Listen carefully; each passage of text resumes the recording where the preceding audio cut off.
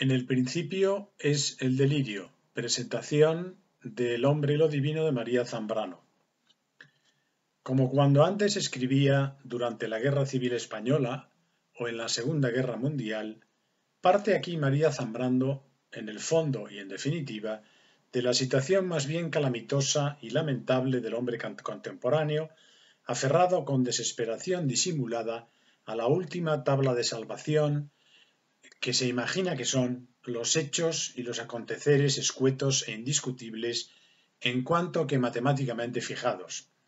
Una vez consumada la imposible reducción de la cualidad a la cantidad que se inició en la apertura misma de la modernidad, en la que un autor como Michel Henry acertará a ver en nuestros días la catástrofe y la sofocación de la vida y de la cultura. El hombre se ha achicado, tal parece que definitivamente, habiendo renunciado, nos dice Zambrano, a padecer lo divino y a padecer lo divino que hay en él, a sufrir su ilimitación, ese trascenderse a sí mismo que le sería constitutivo. Se ha sometido a la necesidad de las leyes naturales, pero ahora de grado, voluntariamente. La de María Zambrano y la nuestra sería entonces la época siniestra en que las cosas suceden como si nada sucediera y las palabras se pronuncian y se escriben como si no significaran absolutamente nada. La época de la nada, última manifestación de lo sagrado, la más contumaz de lo sagrado puro, la resistencia más enconada al proyecto de ser en el que estamos embarcados. Pero la situación radical, original y originaria, la de la suma realidad que se impone al hombre, envolviéndolo como el fondo misterioso y matricial del que él mismo brota y no cesa nunca de brotar, es precisamente lo sagrado. Lo sagrado que hará también su nido en el corazón humano para jamás abandonarlo, y se manifestará en el delirio del inicio de la historia, en esa doble persecución del terror y de la gracia, como lo pone María Zambrano, en la que todavía hoy se hallaría retada a bucear la misma psiquiatría. Se trata, por así decir, de la materia ilimitada e indefinida en la que todo germen está contenido, como el apeiron de Anaximandro, del que salir a la existencia no es sino sacrilegio, que deberá ser pagado con el regreso de la muerte. Ese fondo oscuro, que todo lo envolvía en la situación originaria, parece también imponerse una vez más, envolviéndolo todo cerca de nosotros en la acción sagrada de negar lo divino que tiene lugar bajo el dominio del Dios desconocido, cuando el loco anunciaba en la plaza pública que Dios ha muerto. Zambrano nos ilustra esta vez acerca de una de las múltiples manifestaciones o reapariciones de lo sagrado y sus tinieblas, y una de las más efectivas sin duda, al hablarnos precisamente del caos primordial nietzscheano, ilustración que pondría de relieve el carácter verdaderamente sacrificial del pensamiento del filósofo alemán. Su acción sagrada característica consiste en volver a hundir lo humano tan trabajosamente conquistado en la filosofía y por lo tanto también en el cristianismo, en ese caos que a partir de ahora sería suprema deidad. También se comporta lo sagrado en nuestros días como la nada, lo diabólico, justamente la mayor resistencia al hombre y a la casa del hombre que es el ser. La nada que devora todo ser y que se siente indefectiblemente en el vacío del irreductible sentir de las entrañas. La nada que al imponerse nos atestigua la indomeñable condición de lo sagrado, porque, cito textualmente, el proyecto de ser, de vivir en acto puro, ha despertado a la nada. La estancia de lo sagrado es consustancial con la vida humana, escribe Zambrano. Bien es cierto que la misma vida humana no puede sino intentar darle forma a lo sagrado, alojarlo en una morada más o menos determinada para tener en ella una morada propia, para poder vivir humanamente. es inevitable para la vida buscar la luz, la manifestación, y esto lo ha hecho la vida en nuestra historia con la religión, con la poesía y con la filosofía. Es decir, hay que salvar a lo sagrado definitivamente y eso solo sería posible por su transformación en lo divino.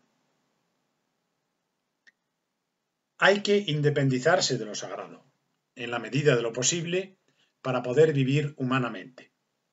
De ahí la religión en primer lugar, la manifestación de lo divino, Dios y dioses, y sus imágenes, a los que ya nos podemos dirigir para pedir una explicación y con los cuales podemos, en cualquier caso, pactar para poder tener algo nuestro. María Zambrano nos ilustra maravillosamente sobre los dioses griegos, que significan primero la divinización de la claridad y que por eso preparan la filosofía, pero también sobre los dioses vivientes, los de la vida y la muerte, que aspiran a sí mismo a la luz, pero a una luz que da sombra o deja estar a la sombra. Al lado de Apolo, Dionisos. Si fue la acción poética la que configuró esas imágenes de los dioses, a la luz que sombra, la que ilumina más acá del ser, se dedica específicamente el poeta trágico. Y es que la poesía no se liberará nunca del delirio de persecución, padecerá lo sagrado paciente pero dolorosamente. Por eso es natural que mire con rencor el poeta al que aparenta haberse librado de ser perseguido, poniéndose él a perseguir con sus preguntas, o sea, el filósofo.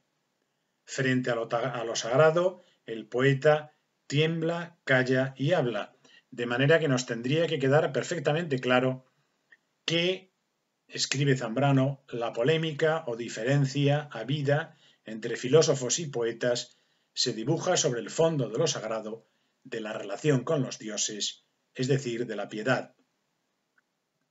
Esto se traduce en que también la escultura, la arquitectura, en general las artes todas, y no solo la poesía, respetarían la proporción de luz y oscuridad, la que se da entre lo sagrado y lo divino, que el templo en ruinas vendría a realizar. No habrá de avasallar la luz a las tinieblas, tal sería la regla suprema. Convertir el delirio en razón, escribe Zambrano, sin abolirlo. Ese es el logro de la poesía. Para expresarlo a la manera de Ortega, la reivindicación de la realidad frente al ser y su tiranía, o también de la razón vital ante el racionalismo occidental. Es decir, en su disco La discípula María Zambrano, el proyecto de la razón poética, o todavía más, propiamente del texto del hombre y lo divino, el proyecto de la razón piadosa, o de la razón poética, que es razón piadosa.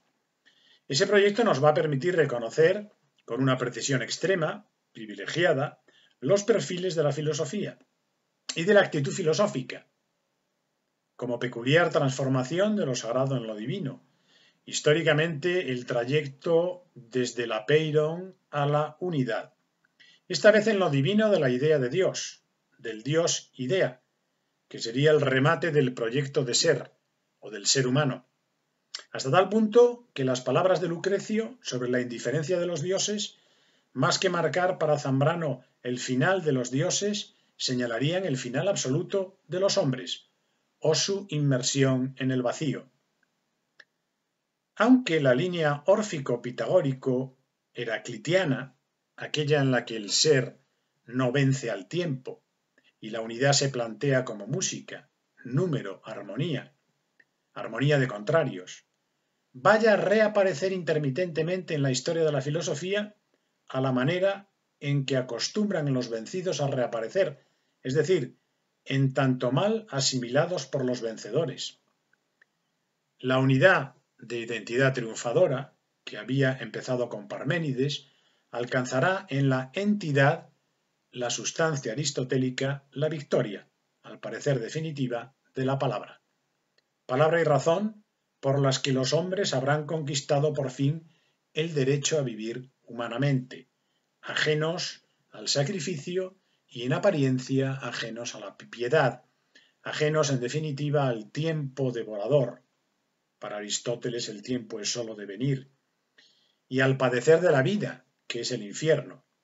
La paradójica pasión de la filosofía no sería otra que la pasión de la serenidad, la apatía en que nada nos puede afectar, en tanto blindados en el ser y en el principio de no contradicción, que es la casa del hombre, bien recogidos en el uno, extendiéndonos así con magnífica seguridad por todo el territorio, el de lo humano, que se dispone entre lo sagrado primordial y lo divino que sale de él. Con la pregunta de la filosofía, entonces nacerá el ser humano, porque sólo ella hace posible, aunque también el Dios cristiano del luteranismo, la soledad del hombre como soledad metafísicamente conquistada. Todo lo contrario, esta soledad del desamparo o del abandono, es decir, hace la filosofía posible su libertad y su responsabilidad, la identidad de la persona. Nacimiento filosófico del hombre que sólo será definitivo con la cristalización en Dios de la unidad por la que siempre habría luchado la filosofía. Un Dios que es la idea entre todas, idea sin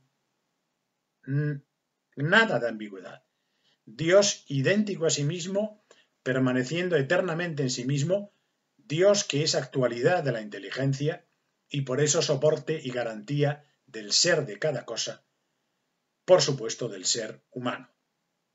Esta conquista metafísica de la soledad, que supondría la definitiva instalación del hombre en su hogar humano, se ha consumado con el cristianismo, como soledad pura del hombre moderno. La conciencia es nuestro centro y nuestra autorrevelación, quería decir en el cartesianismo, no en el cristianismo.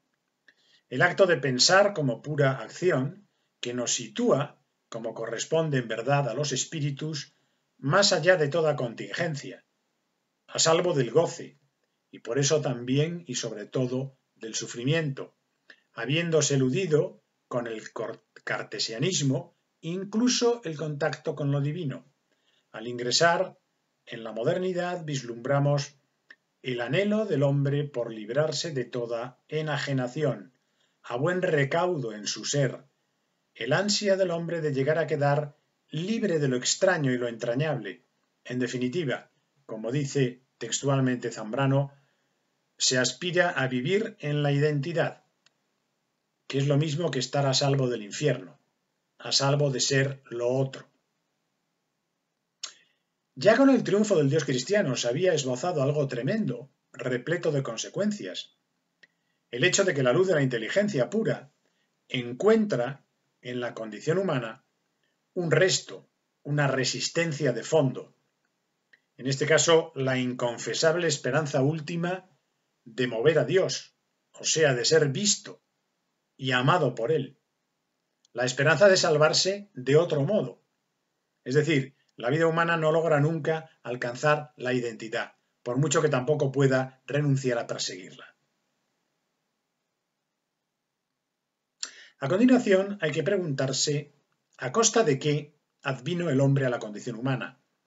¿Qué se dejó en el camino, cuya ausencia se iba a traducir en su pérdida o vaciamiento, los que en nuestra época se palpan?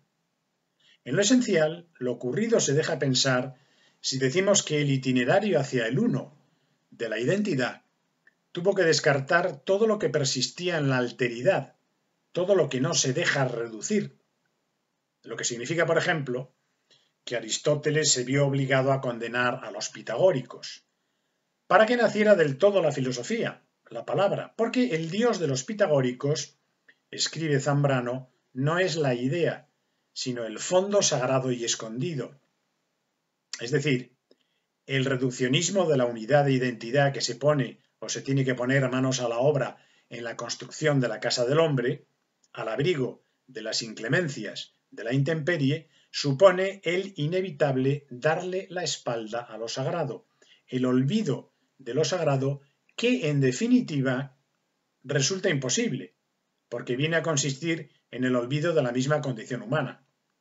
Si el logos aristotélico expulsa de la filosofía al logos heraclíteo, Lo hace porque es incompatible con él, en una incompatibilidad que llega a ser invencible repugnancia religiosa.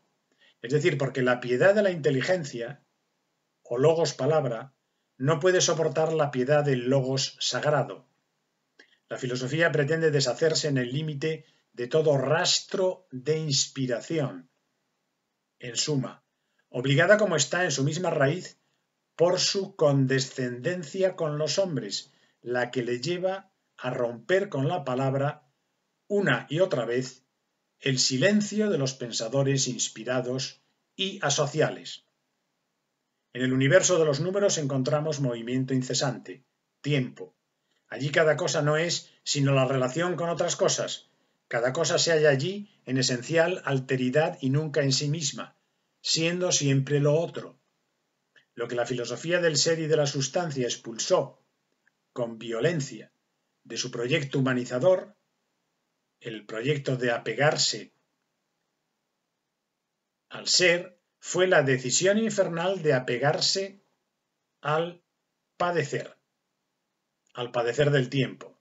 Frente a tal padecer vivo, que sería propiamente indecible, se levanta la soberbia de la palabra, el logos que enuncia y declara, definiendo, esto es, sujetando cada cosa a sus límites y haciéndola descansar en sí misma, entidad o sustancia.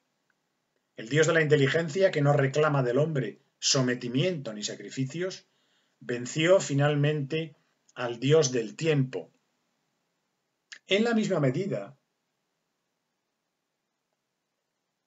en que el hombre se siente máximamente seguro, sabe lo que tiene que hacer cuando conoce el sentido de las cosas y de su misma vida, la causa final de todo.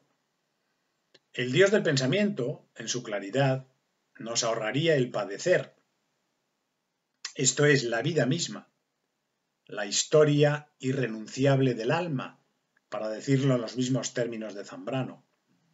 Por eso nos resistimos, por eso nos seguiremos resistiendo a él, porque el delirio va a persistir, sin duda, seguirá encontrando cauce, pero en la música y en la forma más musical de la palabra, la poesía. Con la filosofía, o el proyecto del ser y de la palabra razón, nos habríamos querido librar de la vida que es el infierno, simbolizado en la metáfora de las entrañas. Algo así como la medicina del alma, porque en el fondo de lo que se trataba era de no sufrir ya más, de salvarse de una vez por todas, en la actualización de la inteligencia y en el acto soberano de la autorrevelación, que es la conciencia, no sufrir ya más, algo, evidentemente, de todo punto imposible, lejos de la contaminación de lo sagrado, a salvo de la envidia, pero también del amor, que son el infierno, porque son el verme en el otro, el ser en el otro, o a partir del otro. En la autonomía e independencia de la libertad perfecta, ser yo mismo, ser absolutamente uno. El delirio supremo es el delirio del uno. El sueño de la filosofía estriba en que toda la realidad viene a coincidir con el pensamiento, así que el ser está a salvo del infierno. Y siendo de verdad, hemos eludido para siempre el terror sagrado, en tanto que se traduce en el horror del no ser sobre la vida. Dice María Zambrano que el no ser que afecta y muerde al ser, el no ser dotado de actividad, es del que nos salva la filosofía.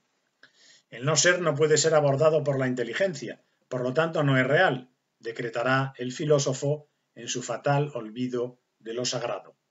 Vivir es lo mismo que vivir en el infierno, donde ninguna definición, ninguna explicación son posibles.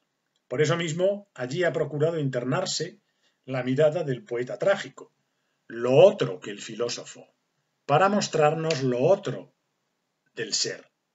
Al hacerse su hogar, el hombre se ha olvidado del fondo del sueño originario del que despertó, lo sagrado, en su característica mudez que todo lo permite.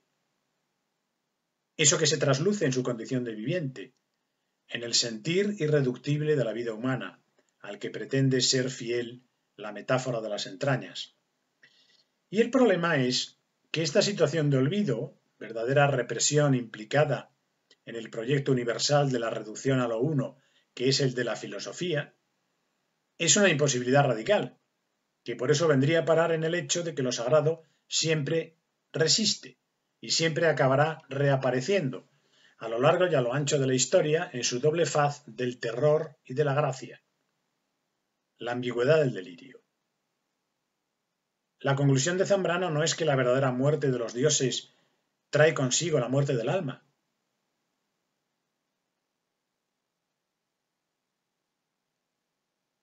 Es subrayar esta tesis. La verdadera muerte de los dioses trae consigo la muerte del alma, porque perdido incluso el sentido del humor, ni siquiera somos capaces ya de reírnos de nosotros mismos, como hacían los adoradores de Dionisos cuando se trataba de responder al sufrimiento.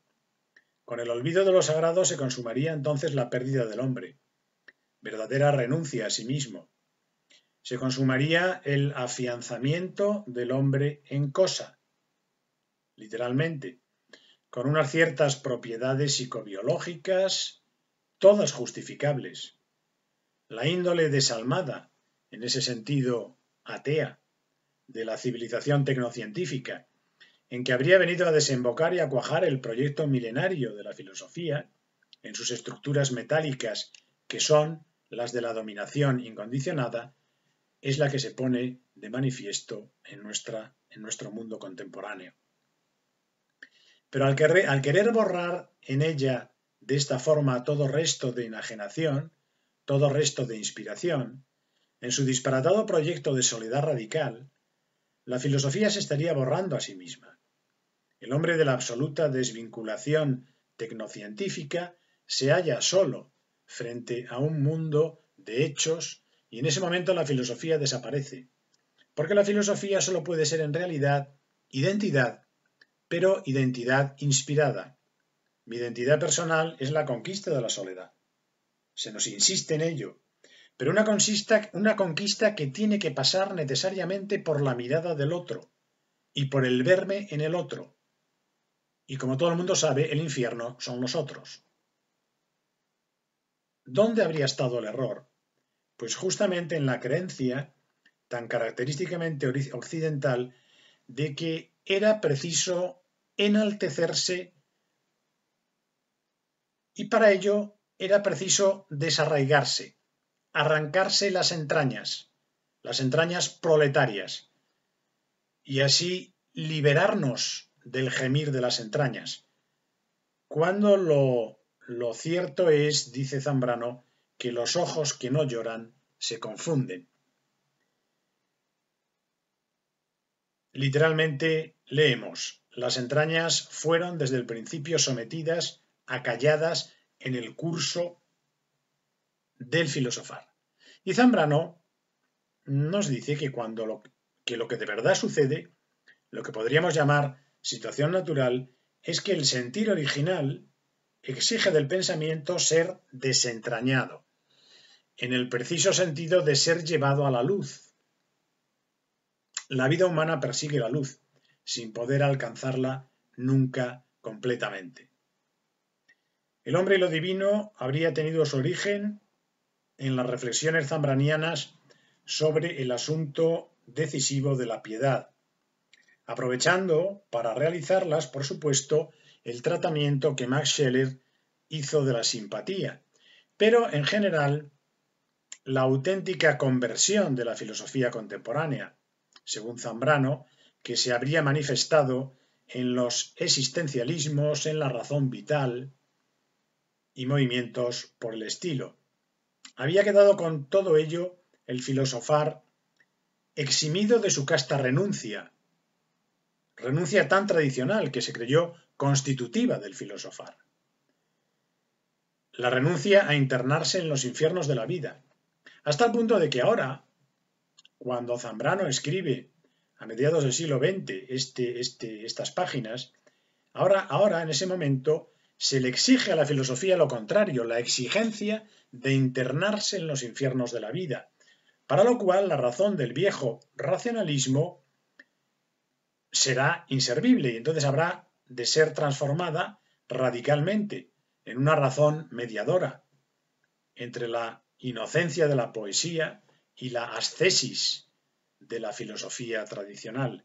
Y esta razón mediadora entre la inocencia de la poesía y la ascesis de la filosofía tradicional sería precisamente, a la altura del hombre y lo divino, lo que María Zambrano va a caracterizar como una razón piadosa. En esta razón de la piedad vería nuestra filósofa en este momento, en este libro, que es uno de los más importantes de toda su carrera, la esperanza de la única salida real que nos queda a la desolación del hombre contemporáneo en un mundo desalmado. La aplastante luz blanca de la conciencia deberá tornarse luz viviente, o luz que deja sombra, sin avasallar a lo otro, respetando así la proporción de vida entre lo sagrado y lo divino, el logos de la identidad, de la inteligencia, de su acto que todo lo reduce, es palabra intemporal de la hora permanente que haría imposible la diferencia. Ahora bien, la razón piadosa, por el contrario, habita la temporalidad en la que va desfilando, deshaciéndose, perdido en las tinieblas, lo que es irreductiblemente otro, y queda siempre más allá, pero que deberá ser acogido y rescatado. Esto es lo que significa la piedad, porque no hay que pasar por alto que también corre hacia la unidad. Lo otro es, para Zambrano, pasividad, padecimiento por el mero hecho de estar vivo, sentir sin tregua el instante y el transcurrir de los instantes, la multiplicidad y la discordancia que desmienten sin cesar el acto de la inteligencia. Pero para lo otro hay que buscar la palabra adecuada, algo que parecería difícil y hasta incluso imposible, porque el reino de lo otro es el silencio, desde el momento en que el sentir de las entrañas sería propiamente indecible. Esto es algo que sería fundamental para nosotros en esta encrucijada de la historia en la que estábamos y estamos probablemente, ¿no? ¿Podrá la razón hablar de todo esto?, se pregunta la pensadora. En ello no sería la vida, literalmente, en esta posibilidad tan problemática. Y la esperanza que se nos abre en este momento es la esperanza del arte, porque el arte consigue apresar este mundo de lo monstruoso, o sea, de la vida que no es acto, la vida de los semiseres, de las cualidades irreductibles a la cantidad, de la realidad que no es ser, lo otro. Pero hay que decir con la Zambrano comentadora de Platón que la piedad es la virtud consistente en saber tratar adecuadamente con lo otro, con lo que no está en nuestro nivel vital, por ejemplo, un dios, un animal, una planta, un ser humano enfermo o monstruoso, algo invisible, innominado, algo que es y no es. El que es justo con aquello que no es y no es, con el semiser del que se trate, en su realidad propia, sería el hombre piadoso, el que da al monstruo lo que al monstruo le corresponde, lo suyo. Es decir, la filosofía es un ejercicio de impiedad solo si o en la medida en que lo otro va a ser destruido por lo uno, pero no si le va a dar palabra, acogiéndolo a la peculiar unidad a la que aspiraría en todo caso el mismísimo monstruo. Y una palabra a la que tiene derecho, una unidad a la que tiene derecho, una unidad que no reduce, una unificación que no significa destrucción. Ese sería el ejercicio propio de la razón poética como razón piadosa que es, y que Zambrano, en este momento del hombre y lo divino, quiere ver sobre todo, igual que pasaba cuando filosofía y poesía, en el horizonte. Saber tratar con lo otro, en el mundo del ser, y desde el mundo del ser, y del pensamiento que habitamos como hombres. Es decir, Que la piedad sea meramente posible, tiene que querer decir que lo sagrado persistiría a sí mismo en este nuestro mundo, aunque parezca mentira. Y así lo habría descubierto ya el estoicismo, indagador de las formas del pacto con lo otro, tal y como lo juzga María Zambrano. El estoicismo cultivador, por encima de todo, de la tolerancia. El estoicismo que para María Zambrano es el corazón mismo, como sabemos, del pensamiento y del espíritu del pueblo español y de la cultura española. Lo que descubrimos al final de este camino, que parecía inviable, es que darle la palabra a lo otro no exige en absoluto esquematizarlo en una abstracción, porque hay un orden en el sentir mismo, el orden de la piedad, el orden del amor, como dejaría perfectamente claro la música o la poesía trágica. En definitiva, el arte, una vez más. De nuevo estaríamos en el antiquísimo momento inicial órfico, pitagórico, heraclíteo, que había asomado la cabeza después en los distintos estoicismos históricos. En palabras de María Zambrano, el orden de la piedad, sin destruir las diferencias, crea el equilibrio, haciendo entrar de este modo en la tragedia a lo otro en lo uno. Una vez más, podemos decir, por nuestra parte, la situación de todo el problema, la solución, mejor dicho, de todo el problema, estaría en poder compaginar la necesidad absoluta de convertir el delirio en razón, porque de lo contrario no podríamos vivir en el mundo como humanos, con la otra necesidad, asimismo inexcusable, la de que el delirio siga siendo delirio, la de que el delirio no sea abolido en la conversión, porque de lo contrario habríamos renunciado a la ilimitación, a la trascendencia que nos hace hombres, con una historia. Siempre la regla suprema, mantener la proporción adecuada entre lo sagrado y lo divino. Esta es la clave de la nueva filosofía que aquí se proyecta. Igual que hace el templo en ruinas. Mantener la proporción justa entre lo sagrado y lo divino. El templo en ruinas. Esta sería la imagen ejemplar de esta proporción. Cuando sus columnas se entregan a la vida vegetal del paraje en el que se yergue, sucumbiendo no del todo, sucumbiendo a la naturaleza, pero no del todo, pagando la prenda.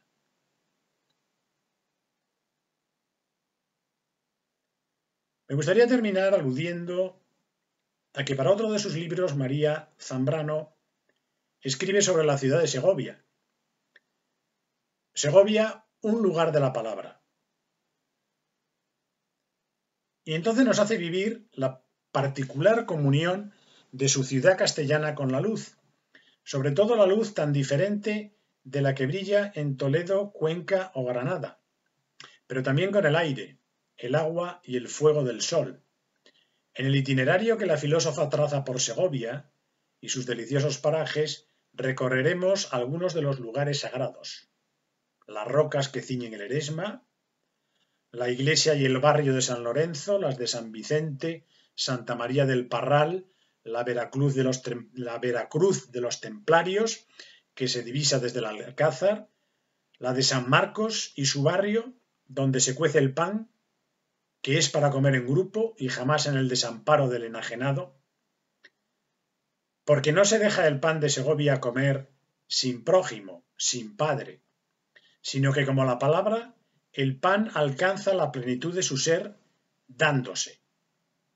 Segovia se nos antoja en María Zambrano la ciudad piadosa, la de la razón que se ayuda de la piedad, de su luz que respeta la oscuridad y guarda la debida proporción con la oscuridad, porque la luz segoviana nos regala un modo de visión verdaderamente piadoso, el que, como razón que al fin y al cabo es, en palabras de Zambrano, rescata a las cosas y a los seres de la confusión y del roer del tiempo, recogiéndolos en su seno al darles el ser, la unidad irrenunciable que les sería propia. Pero eso sí, sin aprisionarlos, sin encadenarlos, sin someterlos a ninguna forma de continuidad forzada, dice ella, a ninguna forma de continuidad forzada. Segovia les permite, bien al contrario, tomarse su tiempo, tomarse el tiempo. Allí en Segovia se vive de verdad, nos está diciendo María Zambrano, y con eso nos quiere decir que cada cosa está allí en sí misma, en lo que es verdaderamente, pero a la vez y siempre está comunicada con todas las demás cosas. La palabra castellana, inmortal como palabra que se habla, operaría el milagro de la piedad, dispensar el ser que no asfixia ni petrifica, llevándonos de golpe al cielo de Segovia, que es un cielo no demasiado alto, sino en su altura justa,